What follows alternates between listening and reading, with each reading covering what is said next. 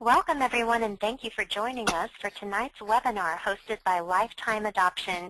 My name is Kim King, and my co-host is Libby Murray, and tonight we have with us a couple of very special guests, and we will be introducing them in just a moment.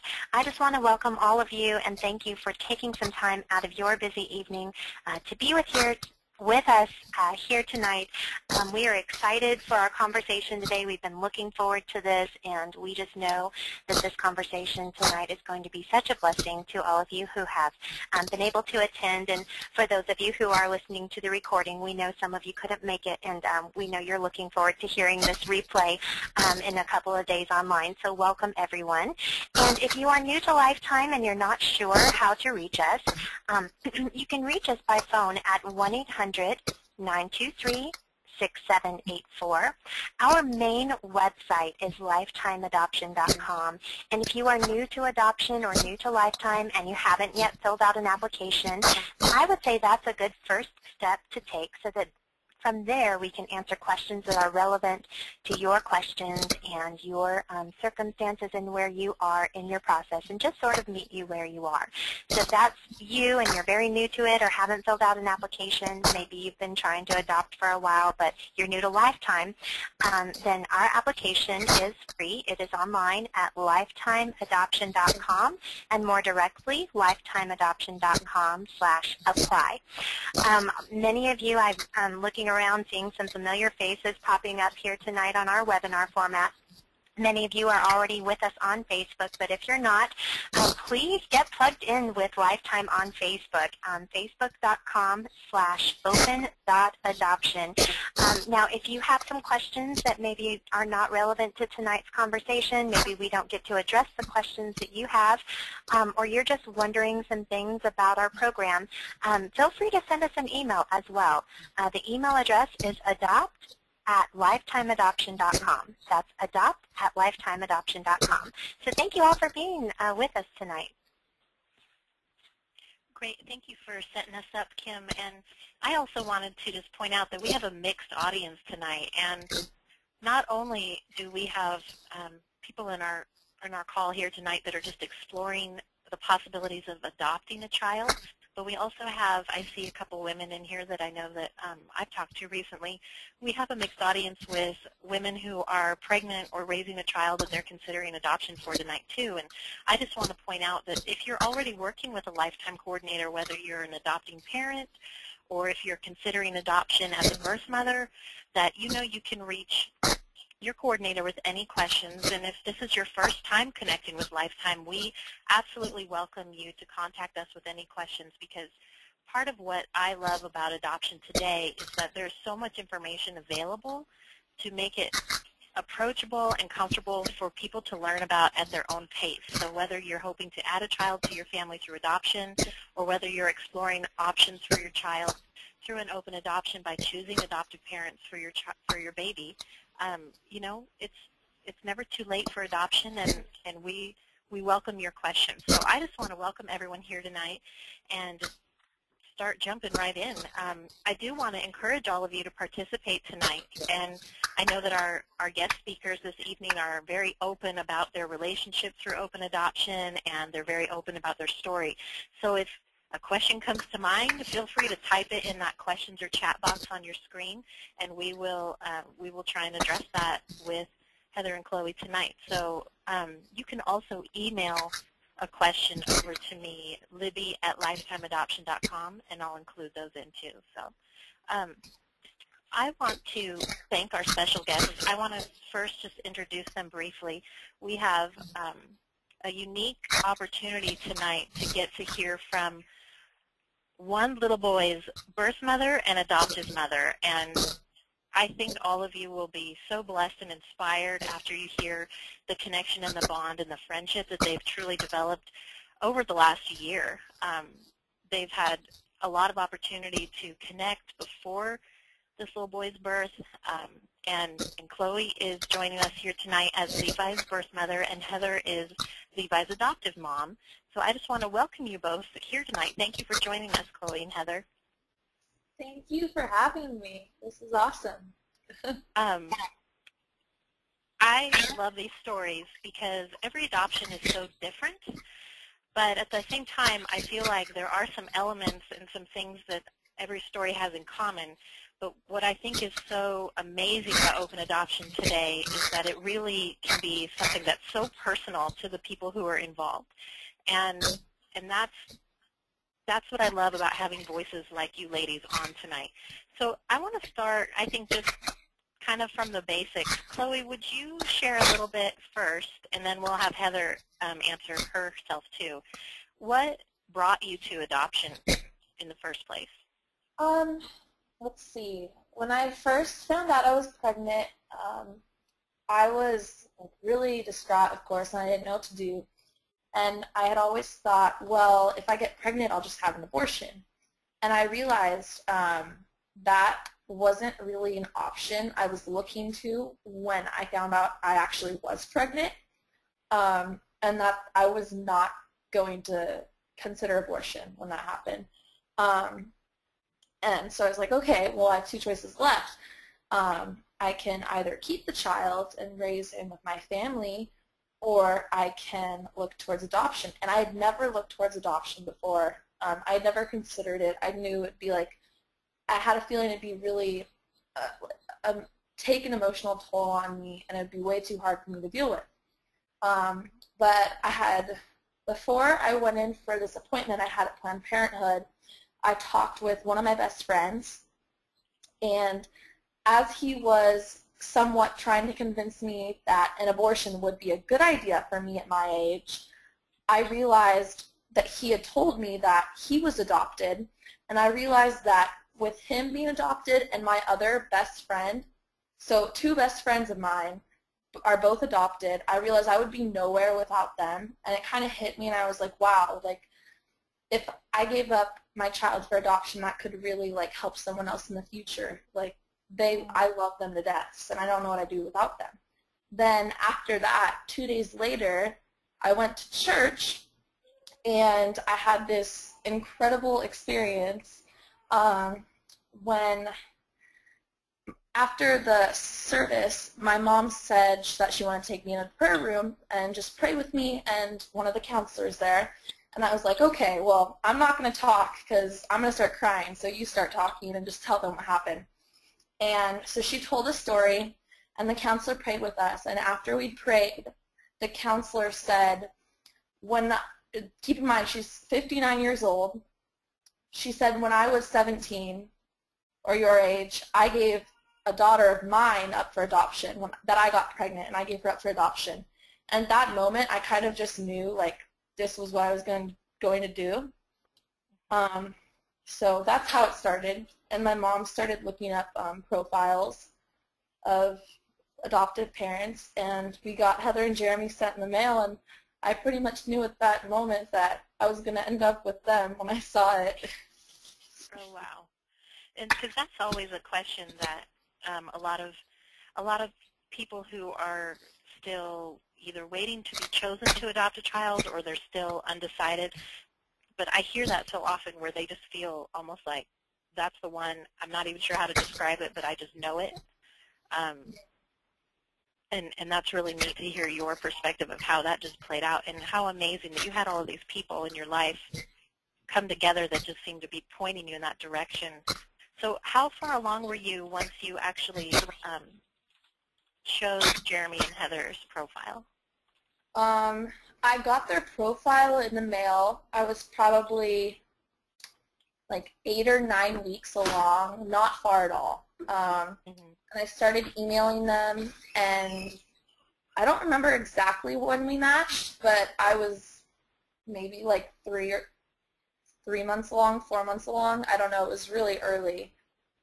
No, maybe probably more, like 4 months or 5.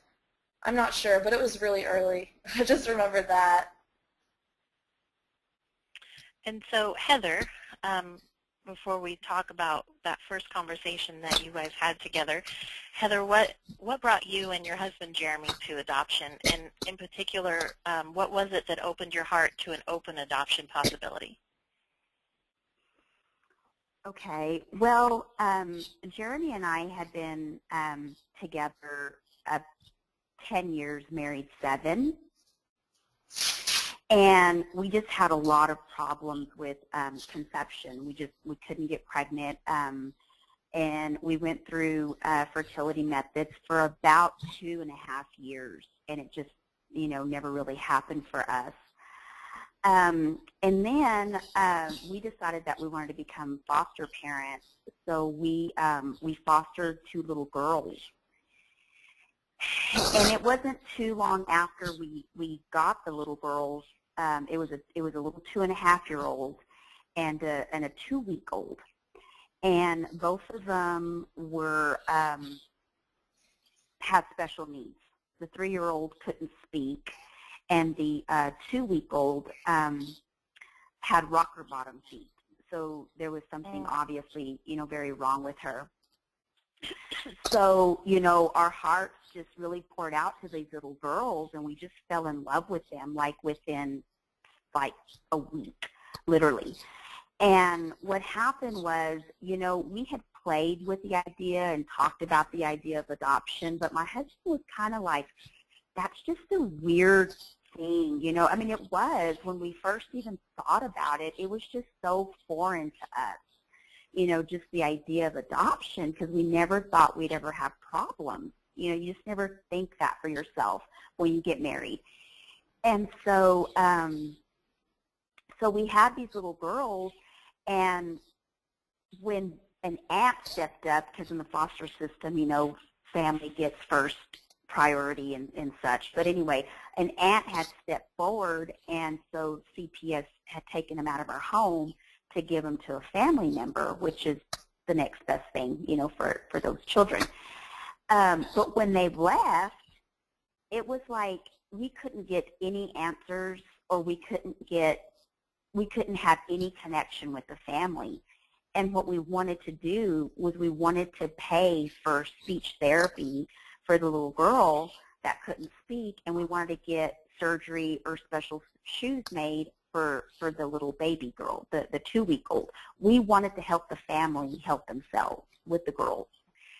But it was just dead end after dead end, and all of a sudden, it was just that moment is what just flung our hearts open to adoption.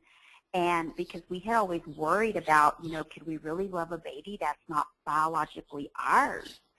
And when those girls left our house, I think 3 months passed before there was a day that I didn't cry for those little girls.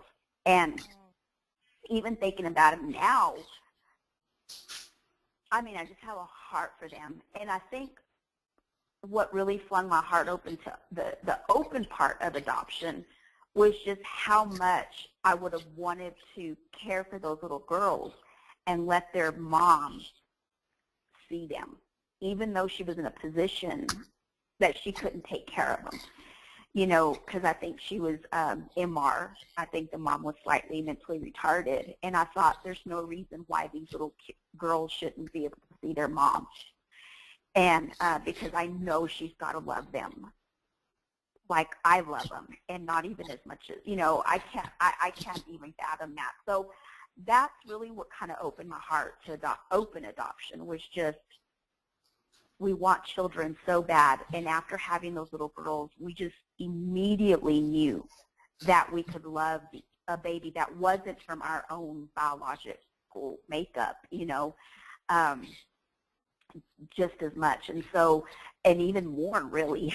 We love our son, Christian, but there's just a whole different love. I can't explain it in words, but there's just it's just a different feeling to love and adopt a child. It's just, I don't know, it's a little bit deeper. I don't know, and that sounds awful, I guess, because we love our biological child, but I'm just saying it's just a different. It's different, because I just feel like I owe Chloe so much in taking care of this little boy that she's placed in our care. And there's just a sense of I don't know. It's just like I'm doing this for us to have a family, and we're doing this for little Levi. But there's not a day that goes by that I don't think about Chloe. and I'm doing it for her.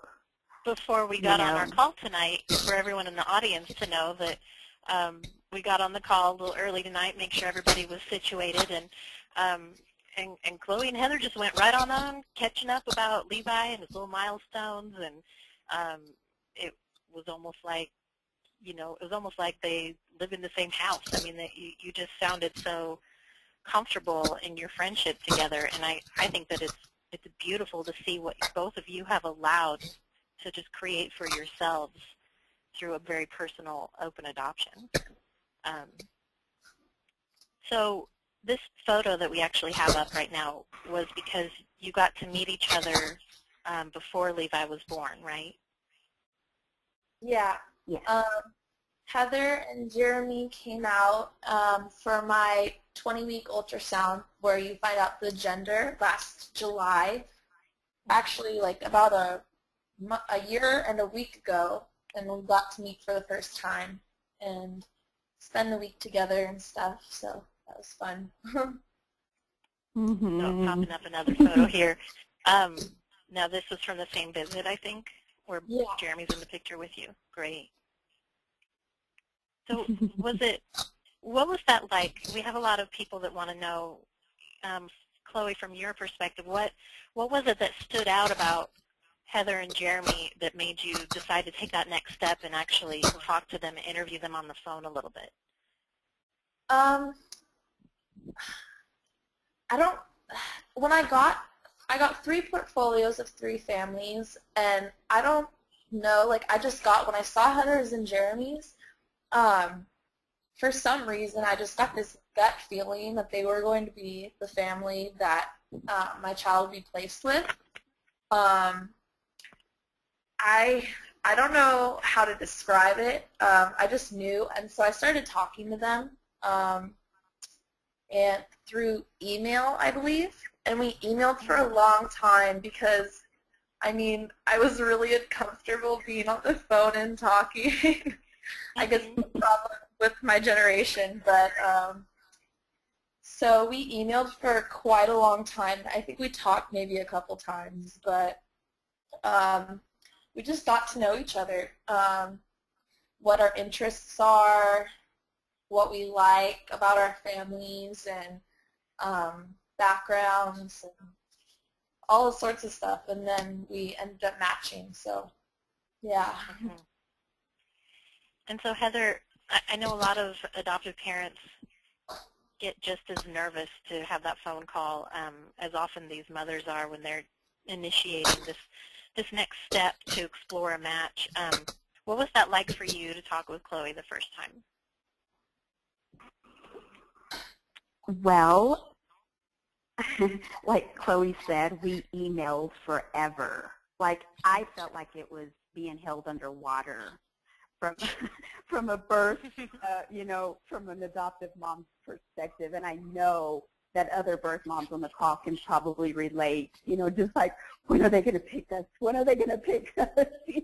Oh, yeah. But, yeah, just that anticipation and just, am I saying the right thing? Am I, I just have to remember to be myself and whatever. But I was really, really nervous. And it really takes a lot to get me nervous because I'm pretty outgoing and stuff, and I'm pretty talkative and and everything. So it takes a lot to get me nervous. But this had me on the edge of my seat.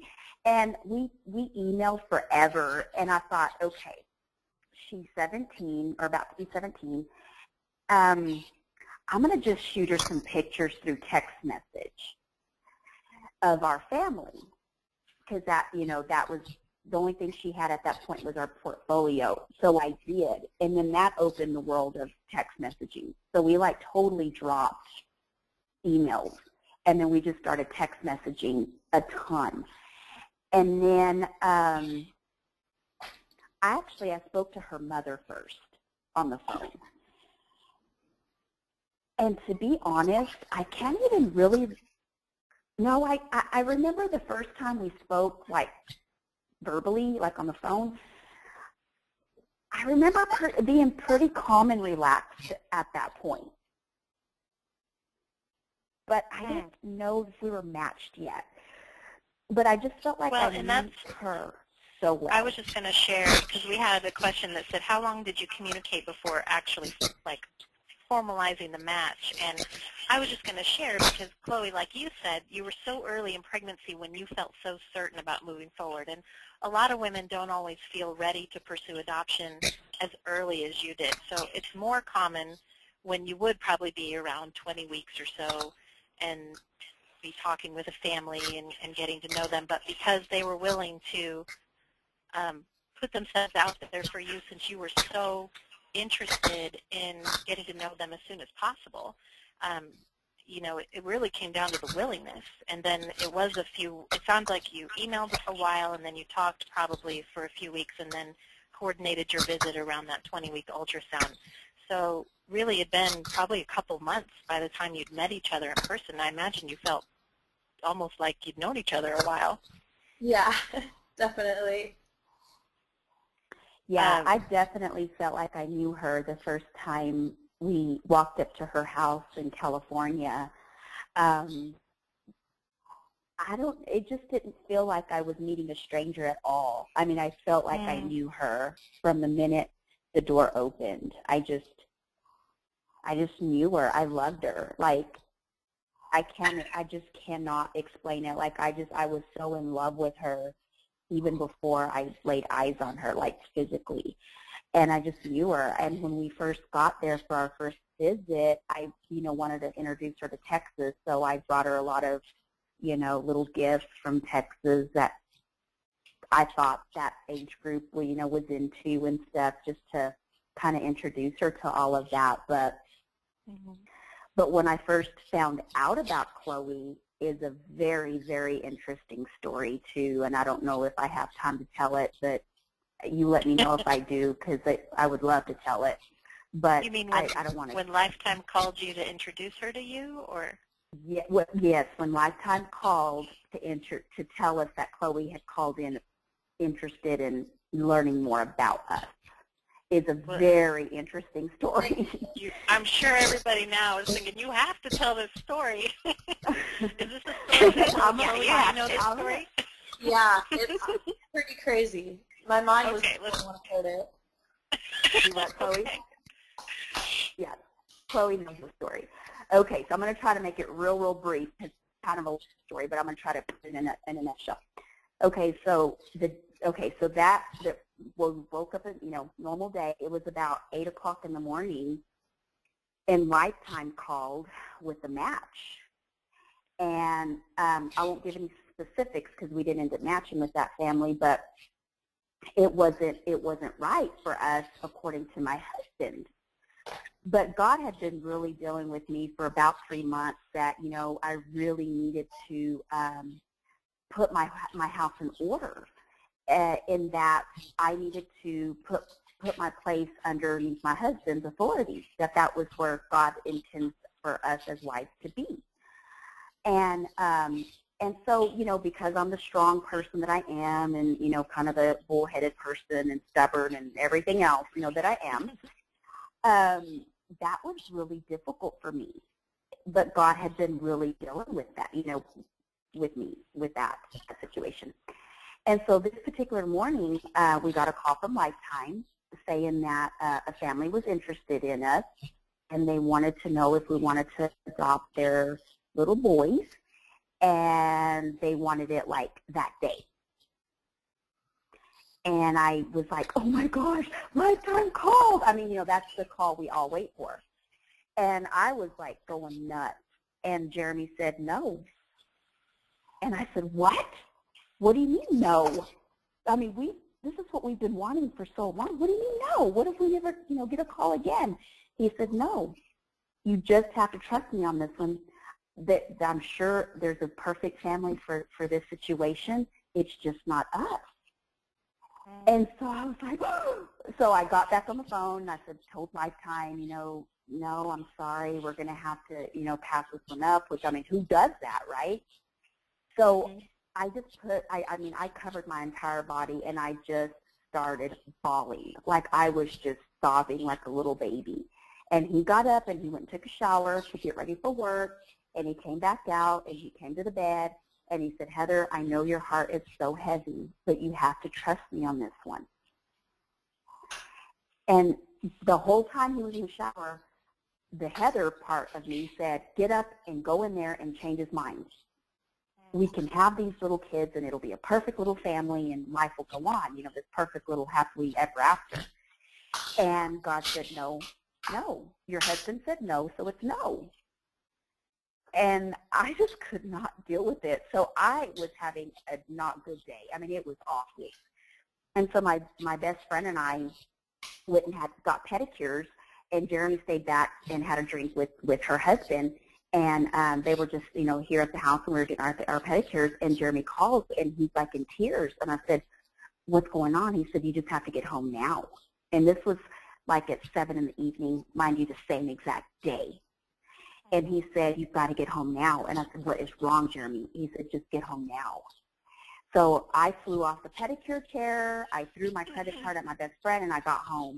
And I said, what's going on? He said, Lifetime called, and it's about a girl named Chloe. And I was like, what? And, I mean, I just fell in tears. And then our friends showed up, and they were like, oh, my gosh, you know, what's going on? And Jeremy was like, I think it's perfect. And I said, well, what did you say? He said, well, I said yes. And so I called Lifetime, and they started laughing because they said, we knew you would call. And I said, oh, yeah. And I said, well, the guys leave out the details. I want the details. And so anyway, that's how that whole day started, and just how God works, you know. I mean, he really does have the perfect match out there for all of us. And the first call, I get chills hearing this because you know, had so we many said families, yes to that first call, right, we would not have ever met Chloe. Which, and you know, we understand too, because sometimes as the people calling, because we know that you're excited to know about opportunities, and on the other side are these women who are, you know, worried, are they going to want to adopt my children, and what's the right fit, and taking all these very careful measures to move through the process. And it's very hard when someone just doesn't have peace about moving forward, whether that's on the birth mother's side or the adoptive parent side. But just hearing your story, Heather, I think what a great reminder it is that you and your husband, you know, had such a strong relationship that even though you disagreed, that you could still come to an agreement as far as what we're going to tell them about this. And then work it out later, but putting your trust back in your faith. I mean, you would have had to say no to Chloe. Yeah. We wouldn't have even gotten a call.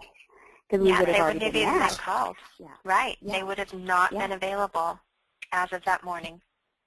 And, you know, I just feel like it's just a testament to, like, faith and putting your home and your heart in order and really submitting to God in every and all situations, even when we want to control, you know, like myself, a lot, you know, I really just said, you know what, God, you've got this, and he really does. I mean, I know that's probably easy for me to say and, you know, hard for a lot of you guys to hear on the call, but because I've already got my baby and it's the little happily ever after story, but really in the valley, because that was the valley for us, you know, at that time, and especially for me that day, but not the valley, but you know what I mean, just just waiting for that call and then having to say no because my husband just didn't feel right. You know, he said, I don't know, there just wasn't an ease about it, and a lot of right. I don't know. Well, and hearing what led Chloe to adoption, I mean, going back to just all of the things that kept puzzling together for Chloe, walking you to that choice also, it does seem like it really had to come down to you all finding each other. Yeah. Meant to be. Because you were both faced with choices, and you had to say no to those choices in order to get to each other. So let's talk about, you know, you're creating this relationship while she's pregnant. We had a great question on Facebook today that I would love to hear your perspective on this from both of you since you walked through it recently. How did you come to choose Levi's name? Was that something you worked on together, or? It was. Well, so Heather and Jeremy had a name list that they had put together, and I had a list of names that I liked ready for both boys and girls, and then I had my boyfriend at the time. I sent him the list that I had, and I said, give me a list of some names you like for Levi, or for the baby. And he sent back 3 boys' names and like 3 girls' names. The 3 boys' names he picked.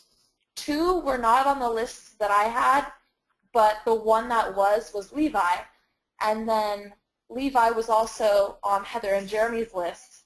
It was the only name we all had in common that we liked, so we kind of just went with it. And we weren't sure of it all along, but it kind of ended up just sticking. So. And I really wanted Chloe and Ian both to have a big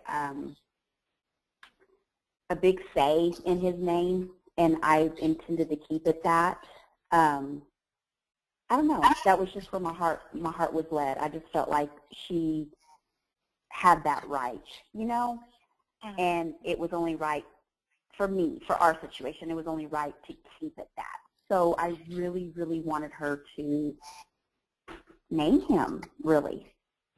I really did. I mean, that was kind of important to me, is I wanted her to give him his name. And we talked about it, you know, several times before even we met, and we said, okay, well, let's just come up with a list, and we'll all just kind of slap it down on the table, and we'll see if we have one in common. And Levi was it.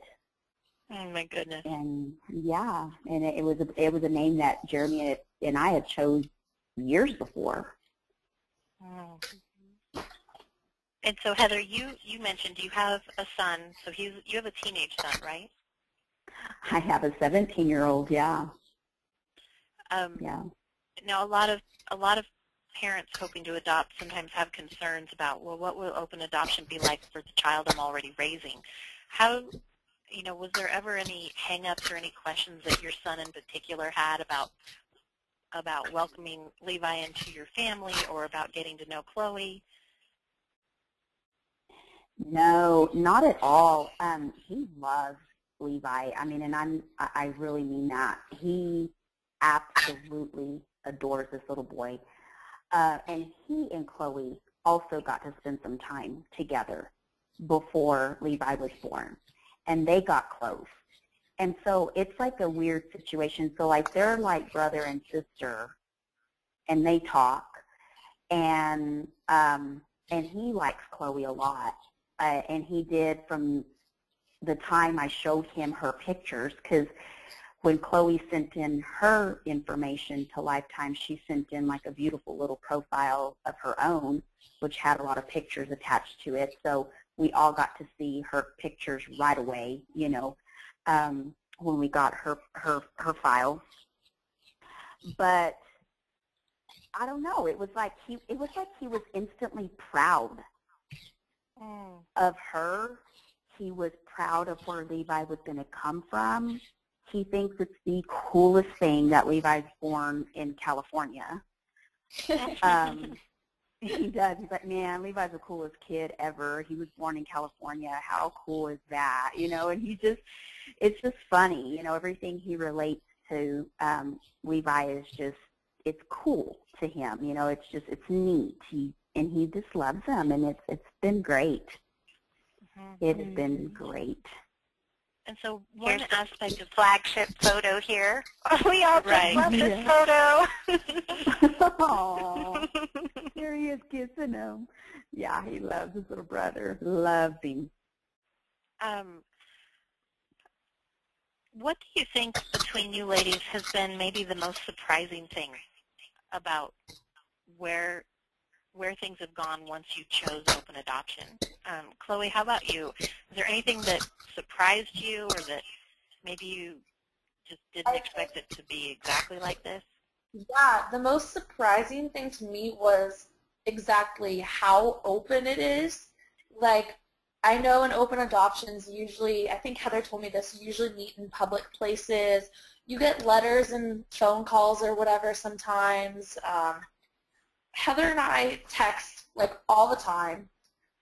She has the Facebook she sets up for Levi, and she uploads pictures, like dozens of pictures every week, updates on his milestones. I stayed at their house last summer when I was pregnant for 3 weeks. She came out. We had Thanksgiving dinner together with my whole family, and then all together 2 days after the baby was born when we got out of the hospital. Oh, wow. We we've done so much together, all our families. It's basically like one giant family now. And I never expected that, but it was my dream come true, definitely. What has that been like for your family, Chloe? Like your mother, since she spoke with Heather even that first time, what's it like for her to still get to be grandma? I think it's taking a bigger toll on her than it has on me. She doesn't like that she's a grandma now.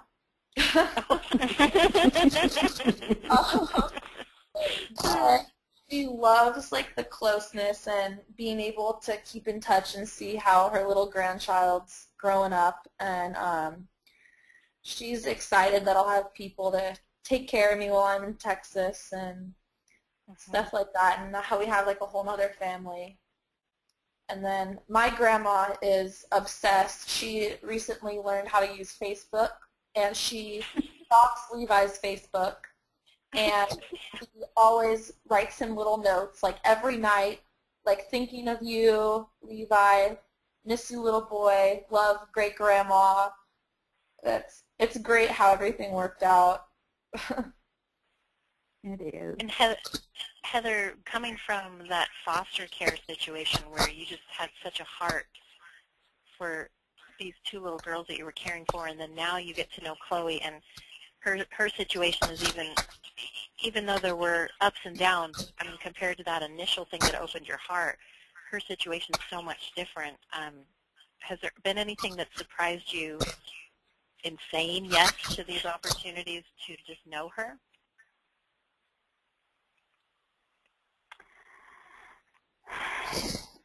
I think what surprises me is her willingness to be, as open with us as she is.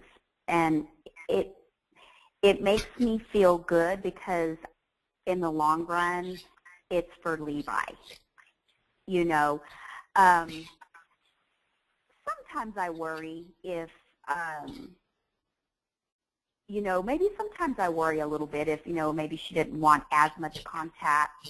Am I being too much, or, whatever. But I think Chloe knows me well enough that, she could say, I need a break, or, and I don't really stalk her. I was kidding earlier, but I'm sort of going to be her Facebook stalker. I mean, not her Facebook, her Texas stalker.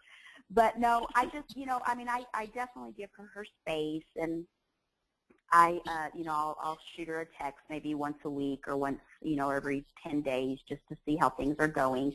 And I truly am interested in her. I'm not just interested in her because of Levi, because if that were the case, it's done. I could have gone on, but that's not really at all where my heart is, or my husband's. But I think mostly it's just her willingness to be so close to us, and that surprised me, but it's such a nice surprise. I love it. Mm-hmm. If I could have her here, I would have her like all the time. Is your connection with, you said his name was Ian, that's Levi's birth father, right? Is your connection with him as deep, or is it more of a casual friendship, or how does that work for your family, Heather? No, Ian and I have we were only really connected at the birth. Mm-hmm. We texted a few times, during the time that Chloe was in the hospital. And he has liked a couple of Levi's pictures on Facebook, so I know he's looking. But as far as keeping in touch and that sort of thing, no. Since Levi's been born, I have sent him 1 or 2 text messages just telling him, I really hope that all things are well with him.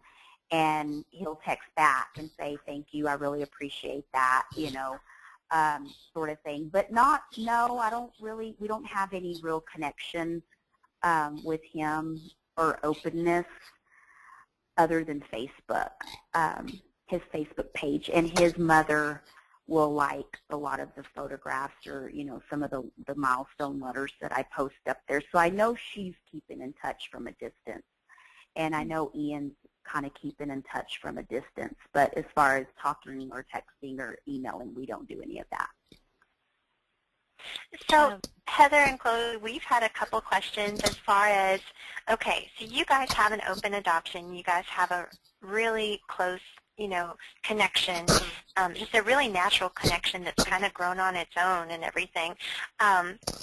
People are wondering how you are going to explain, how and when you'll be explaining the adoption to Levi himself, and how Chloe will be presented, like how will you address her with Levi? And even I think just to get even Chloe, your perspective, because I've worked with a lot of women where they want open adoption, but what I hear often is, well, I would love to know how he's doing, but I don't want it to be confusing for him. Did that ever cross your mind too? Like how will we address his story as he grows up? Yeah, that was definitely kind of a confusing part, and choosing what I'll be called, what he'll know me as. Thankfully, I look like I can kind of tie in with Jeremy's side of the family, so I'm gonna go as Auntie. I chose Auntie because the people in my life that I call Auntie that aren't necessarily family, they're kind of like people I look to for guidance and stuff, that I'm close with, and so I thought that would be just a good something to be called, not to be known as an aunt, but just to be called Auntie Chloe. And so I have worried at times, oh well, I hope he doesn't get confused or anything, or I don't know, but I think Heather is going to explain his story to him through basically storytelling or something. So I think it's a good way that she has planned. I don't know, she could probably tell you more about it. So yeah, so obviously Levi will very much know his story. And, in our hearts, I just feel like God just had this all planned from, way, way, way, way, way long ago, before we were even born. So I don't know, I just kind of feel like he kind of took my seed and Jeremy's seed and just put it in Chloe's little womb, as weird as that might sound. Levi's very much Chloe, but he's ours. And so, too, so he'll know that we're mom and dad, but he'll know that Chloe, he came from Chloe, and Chloe's his birth mother. And, everybody has a name. And so I'm glad, Chloe, you actually clarified that for me tonight. So you're Auntie Chloe. Awesome. That's the first time I heard it before, but we weren't really sure because she was kind of struggling with what she wanted to be called. So we have Granny K, which is her mom, which she hates because she does not want to be a grandma. But she's Granny K. And then her brother, Chloe's brother, is Unky B. And he's Unky B and Granny K. And then Moo Moo, Chloe's grandmother, she always signs her name as Great Grandma GGM, but I still call her Moo Moo. But anyway, and now I know that Auntie Chloe wants to be Auntie Chloe, so that's awesome. We also called me Belly Mama too, so. Yeah, it's Belly Mama.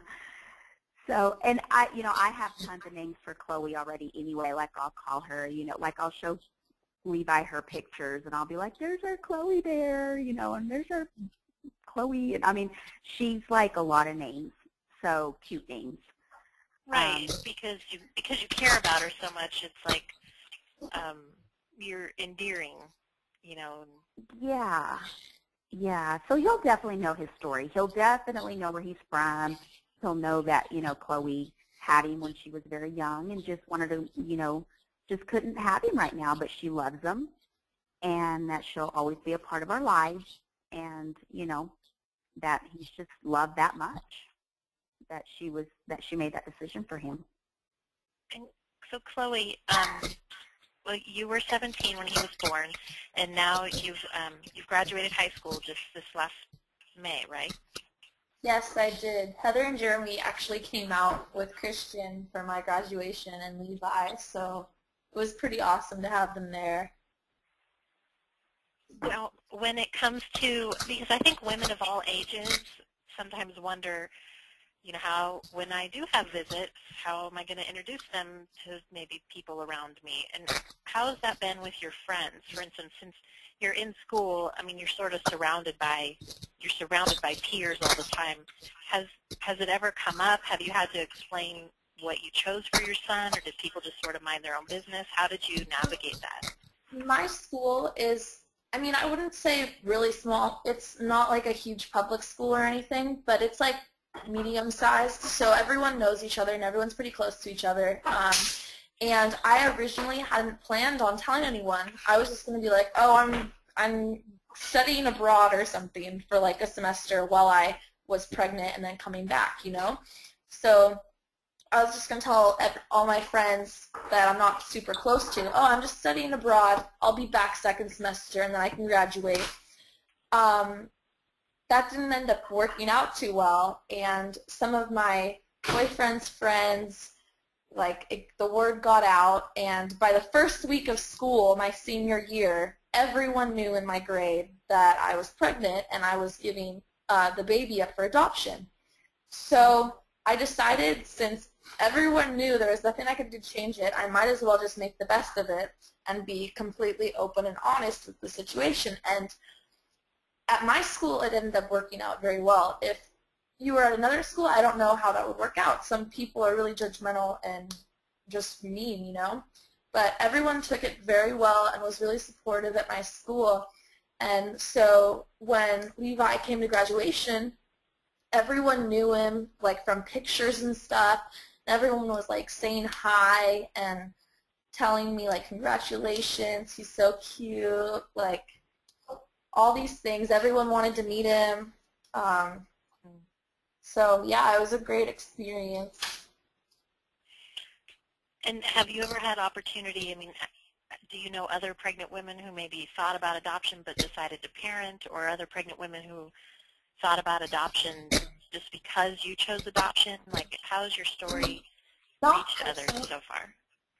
I personally do not know other people. As far as I know, no one else has gotten pregnant at my school, and I'm not really close with people from other schools, but I had a couple, there's some type of social media where anonymous users can ask you questions, and I had one of those sites set up, and I got a few questions from girls from wherever, I don't know, they were anonymous, and they were about my adoption experience and all of that, and kind of like they were questioning for themselves what they would do, and they just wanted some advice on their situations. So I dealt with that.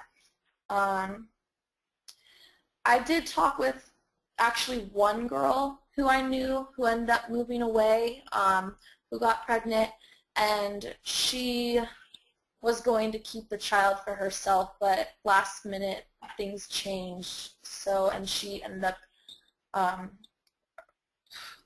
like pretty early on, she ended up having an abortion for her family reasons. I'm not too sure of, but I'm not personally close with anyone who has done an adoption or anything. So. Yeah. So having them there at your graduation, I love this photo here that we popped up of you holding Levi. I mean, this for all of you who are able to see your screen, know that every photo that we get to see from Heather, this little boy has a smile that won't end. I mean, every photo, as he gets older, his smile just gets bigger. And we even got to hear him laughing right before our call began tonight. But I just love looking at this because I think the relationship that both of you have will only continue to move forward with you communicating these questions, or how are we going to approach this, or he has this question now, is there anything you want me to make sure I share? And of course, it's age appropriate. I mean, he's 8 months old right now, but you're already talking to him and introducing him to her name and having these photos that you can show him so that you're not just popping them out at 13 years old or 18 years old and saying, by the way, let me catch you up on all these things you don't remember because you're an infant. You know, he's just hearing about this all the time. And I think this is key. Now, I mean, I'm not a child psychologist, I'm not a counselor, but I love hearing these adoption stories because I think that that fear is there for both sides, but then when you hear from people who are actually living with that, it breaks that down.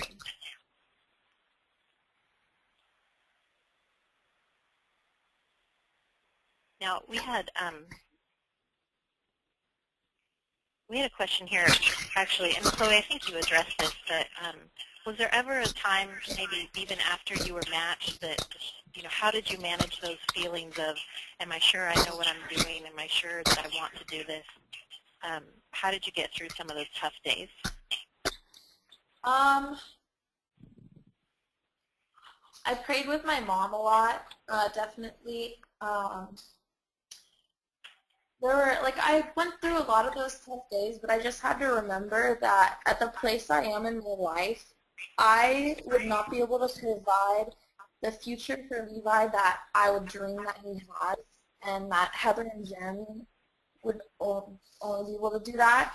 I wouldn't be able to put him through, like, a great school and be there for him all the time. Like, I still had to get through college and graduate school, and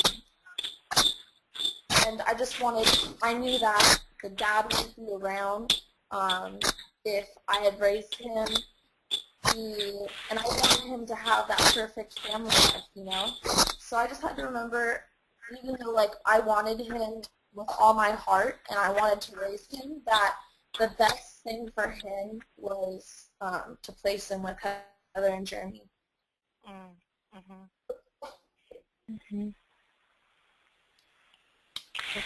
Sometimes Kim's been fielding some of these questions here behind the scenes too, so I just want to make sure that all of you know that if you have a question tonight and we're not able to get to it, you know, we're trying to get you some of the information behind the scenes too, but that we certainly have time left here. So if there's anything on anyone's mind that you want to pick the brains of Heather and Chloe and just get their perspective, we welcome that tonight too. So I'm sorry, Kim, I cut you off there. Oh, that's okay. I was about to ask a question. I realized she just answered. But I also was curious, Chloe, you mentioned next step, college, graduate school. What goals and dreams do you have for yourself that you're working toward? Well, ever since I was 4, I've wanted to be a doctor. My grandpa has been a general practitioner, and I'd always wanted to follow in his footsteps and do that. It just has really intrigued me, and I'd go around his office when I was little and help him and stuff, and meet his patients. So I'd always wanted to do that. I still want to do that, and so I'm hoping to. I'm going to TCU this next year. I'm leaving in like a week and a half for Texas, and I'm going to go major in biology and be on the pre-medicine track and hopefully get into med school after 4 years and then go from there. So amazing. Wow, that's incredible. Good for you. Congratulations. What is that like for you, Heather, to hear her talk about those goals? Because I think that a lot of times it's easy to focus on just the adoption situation and all of those circumstances, but certainly through your relationship, it seems like it's evolved even where, you know, you're encouraging her to pursue her dreams. I mean, what's it like when you hear her talk about the future she has because she did choose adoption? Oh, it makes me feel really good. As a matter of fact, I'm the one who took her on all her college tours here in Texas. Oh. I took her to TCU to visit TCU, and I took her to Texas Tech with hopes that she'd pick Tech because it's just in my town. But I'm glad she chose TCU because it's a really good school. But no, I'm all for it. I mean, we're on board 100%, in support and, in everything that she dreams of doing. So it makes me feel excited. It makes me feel proud. I can't wait to see her walk another stage. And so anyway, I'm very excited. Mm-hmm. And I know sometimes adoptive families, like ones who are listening to our webinar tonight, they may wonder, well, okay, open adoption seems great and, sounds like Heather and Chloe have a wonderful connection and it's all working out perfectly for them. But what about, if a birth mom feels like she wants to change her mind about it? And I know here at Lifetime, we work with women who are considering adoption to help them understand the permanence of adoption, and be very upfront about that because, it's important for a woman to know what the truth is about adoption and all the options within open adoption and choosing the family they feel so that is the perfect family, just like how Chloe found Heather and Jeremy. But do you guys have any words to share with a family who might be a little uncertain about how that could actually pan out? Do you have any words of encouragement or advice you'd like to share?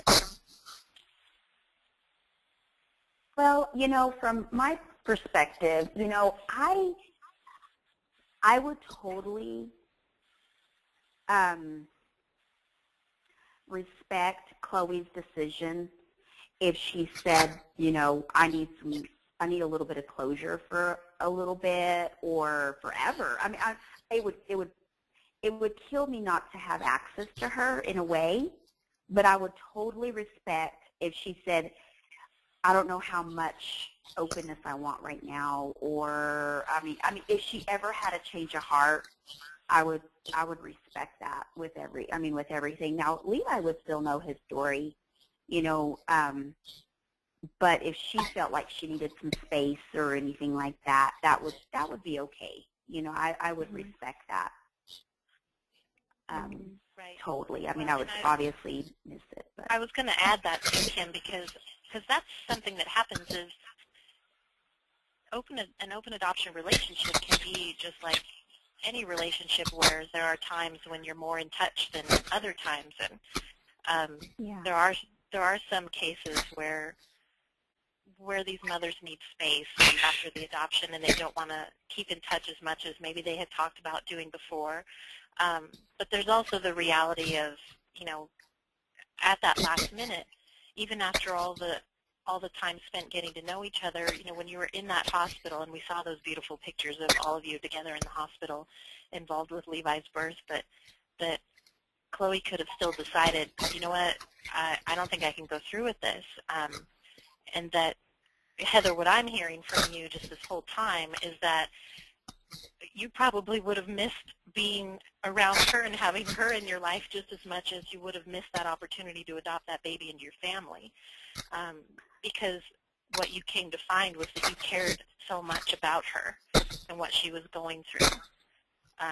Oh, absolutely, and that's the big thing. I mean, it would have been devastating, obviously, because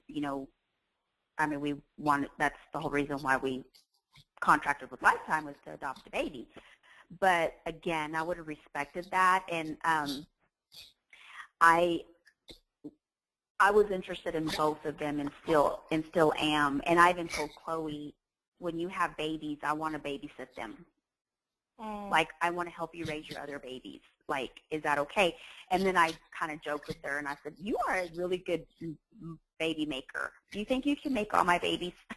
Oh, So I said, no, not really. Don't do that. Don't do that. But I said, look how precious he is. I mean, it just doesn't get any better than that. And I mean, I'm biased, of course, because that's our baby. But I told her, I said, whenever you have a family, which I hope is in like 10 years and not any sooner, because I want her to get through med school and all of that. I want to help her with her new family. I want to be part of her new family. Like, so I want to be a grandma. Like, I want to be her baby's, like, nanny or something, or nana, or I don't care. I want to continue the relationship as much as she wants. Right. So, yeah, it's about her, Chloe, too. I love that, Heather, and I appreciate you getting into kind of both aspects of that, because I know that that's also something that we try and educate birth mothers about, is just, it's okay to change your mind about going forward with the adoption, but, we also know that it's not easy for them to do that either, and that there's a lot of catching up that they have to do. When a woman is preparing to choose adoption and then decides to raise that baby, she's got to kind of get everything together last minute.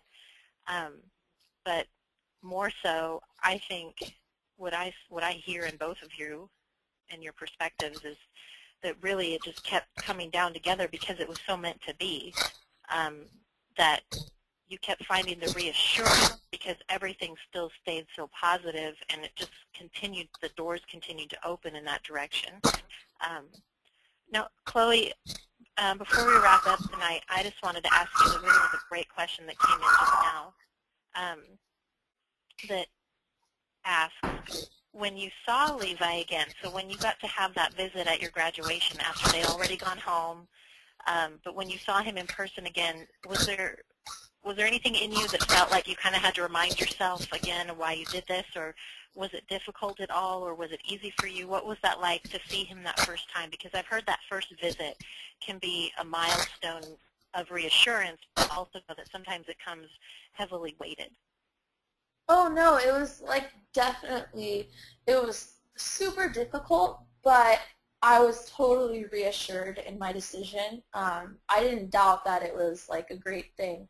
I wanted to, take him home with me and babysit him for, a night, but I knew that I still knew that I had made the right decision. I didn't doubt that, so, but it was great to see him again. Chloe, you should have asked. I would have gladly handed you his bag and went out and, had a drink. Next time, girl, I'm bringing you to the house with your babysitting. That's funny. And what I hope everyone can hear tonight is, that this is unique to them, and they created a relationship that works for them, and that, just like Heather said a few moments ago, that she would have respected if Chloe wanted a little bit less closeness, or just to even have some space. And I'm sure also, that if Chloe had a certain type of adoption in mind, she would have chosen a family that fit that and was agreeing to that with her. But at the same time, like she said earlier, that, you weren't expecting to have this kind of connection, but that you just love that you do. So what I think is key is education, but also just being honest with each other as you get to know each other through the process of adoption, because that's really your opportunity to decide, is this a good fit for all of us involved?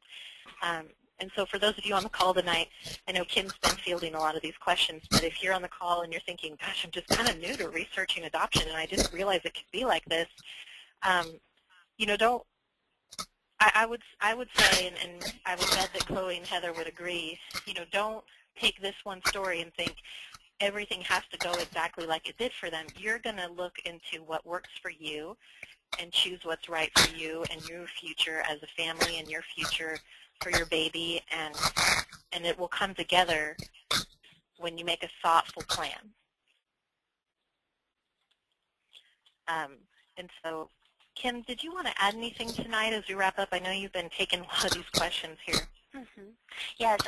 Now, I just wanted to find out, you know, if Chloe or Heather, I mean, it's been so great just hearing the rapport you guys have and, you know, hearing some of the details and just the incredible way that even the day of this match took place. And then Chloe hearing, you know, how you were at church and you were, you know, being prayed over and with, and the woman who was praying with you revealed that she is the birth mom who had placed the child for adoption many years before. And I just love hearing all these little details that I didn't know about before. But I just was wondering if you guys have any words of advice or comfort for people who are going through what you each kind of contemplated and walked through.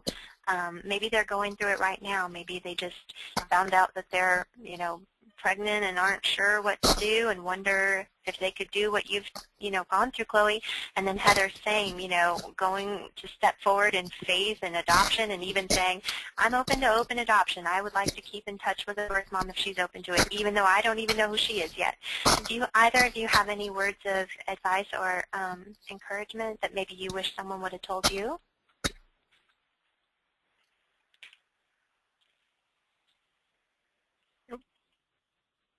Which one were you asking, Kim? Both of them, either of them, whoever's ready first. I know I kind of don't want to put you guys on the spot.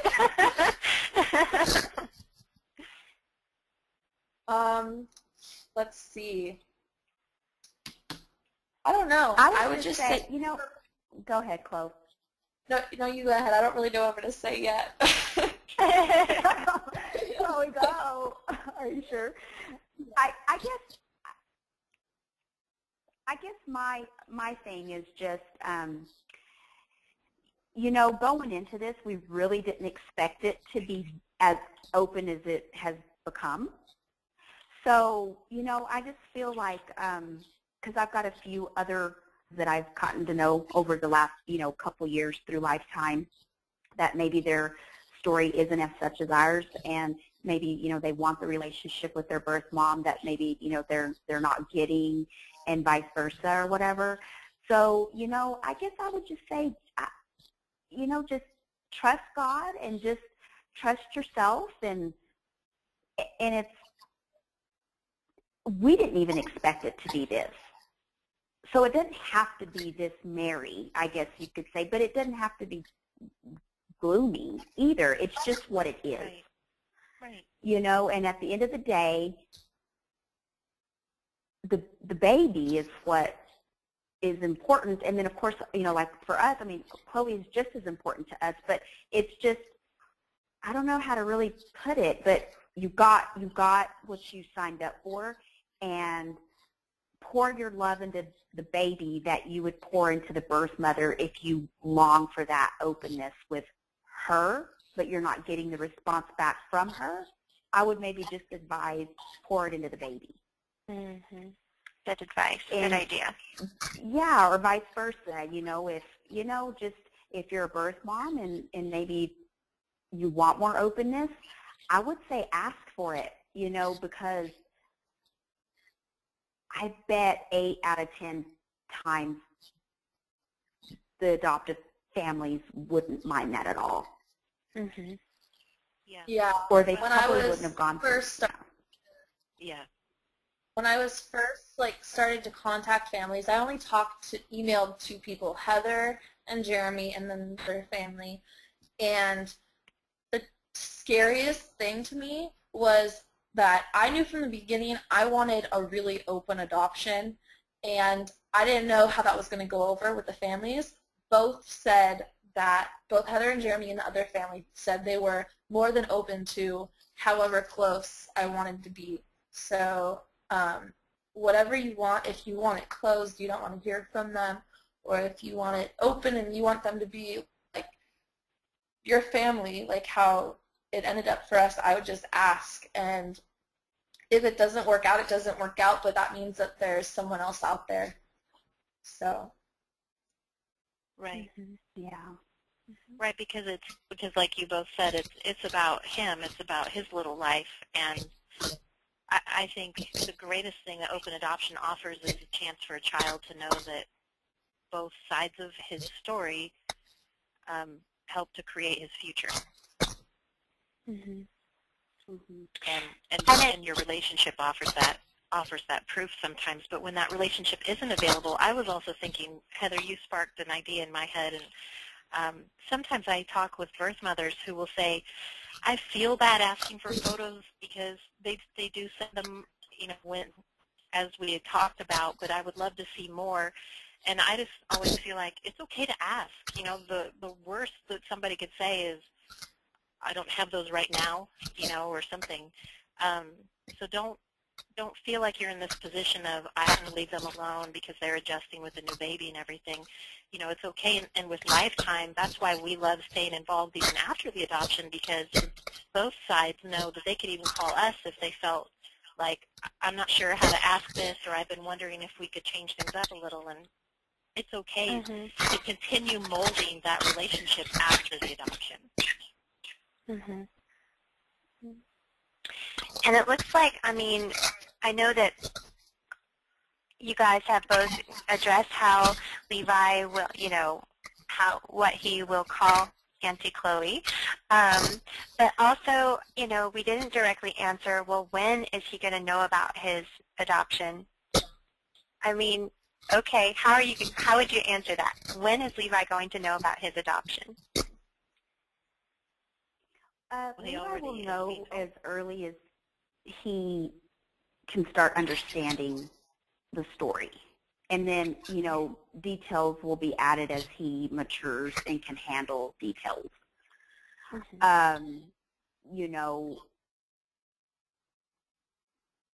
That's a good question, because I don't know. I think I'll just know when I know.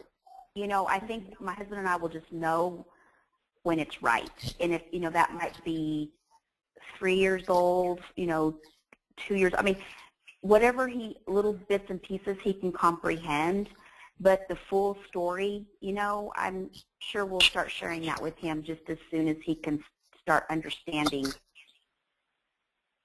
that. And then, like I said, just adding details to it as he grows, and it may be when he's 15 or 18 or whatever, when he knows all the details, but he'll know that he was adopted and, early on from, from the time that he can understand his own little story. Yes. So it'd be like always in a nutshell, but gradually details will emerge age appropriately. Exactly. Yeah. Well, I'm grateful. And then I'm sure one day Chloe will want to have that conversation with him herself. Chloe, is that something you look forward to? Yeah, definitely. I'm really looking forward to when he's older, being able to talk with him and answer any questions he has, because I know at least my two closest friends, they're adopted, and they have closed adoptions, and they have lots of questions that they wish they could ask their birth parents, and I want to be there for him to answer any questions he has and just give him my love and stuff. So I'm really looking forward to when he's older so I can talk to him about it.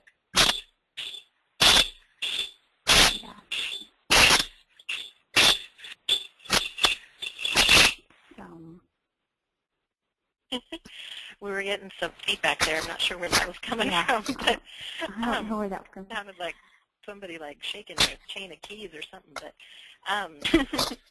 I'm just so grateful. I'm so grateful for you ladies to share your story. You have the thank yous pouring in tonight, just saying, this has really opened my heart, or I didn't think about that perspective as deeply as I got to hear it from Chloe tonight. And so I hope that those of you who were able to hear Chloe and Heather share tonight, that there was something that stood out, that spoke to you, that maybe you've been wondering about, or maybe you've been praying about, and that somehow maybe you have peace, or even just that you have a spark to continue asking questions, I think is the key too.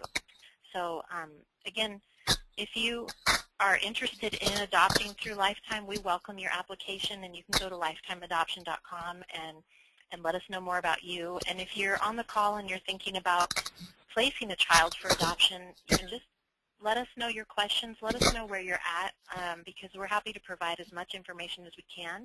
And we even have other stories and other women who are happy to share their stories and experience with you, too, while you consider adoption or as you move through your own match. And adoptive parents and birth parents can reach us at 1-800-923-6784.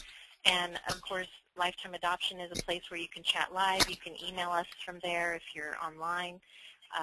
And we welcome your conversations on Facebook, too. But I just want to thank all of you for joining us and making time to be with us this evening. And most especially, my thank you to you, Chloe, and to you, Heather. Thank you so much for sharing everything you did tonight. Thank you for having us. Yeah, thank you. Got to listen in. If anyone has feedback or questions from tonight's call, I would personally love to hear from you. You're welcome to email me directly, libby@lifetimeadoption.com. And we will look forward to meeting with all of you again very soon to have more adoption stories like this and more adoption Q&As and other topics to help you prepare for your own personal adoption story ahead. So, Kim, thank you so much for joining us and fielding all these questions. Is there anything you want to add before we wrap up? No, I think this has been wonderful. I was looking forward to this ever since I heard that we were interviewing them. So I just appreciate you ladies so much, and everyone else for being with us, too. Wonderful. Thank you. We wish you all a great evening, and we will meet with you soon. Have a great night, everyone. Thank you. Bye-bye. Bye.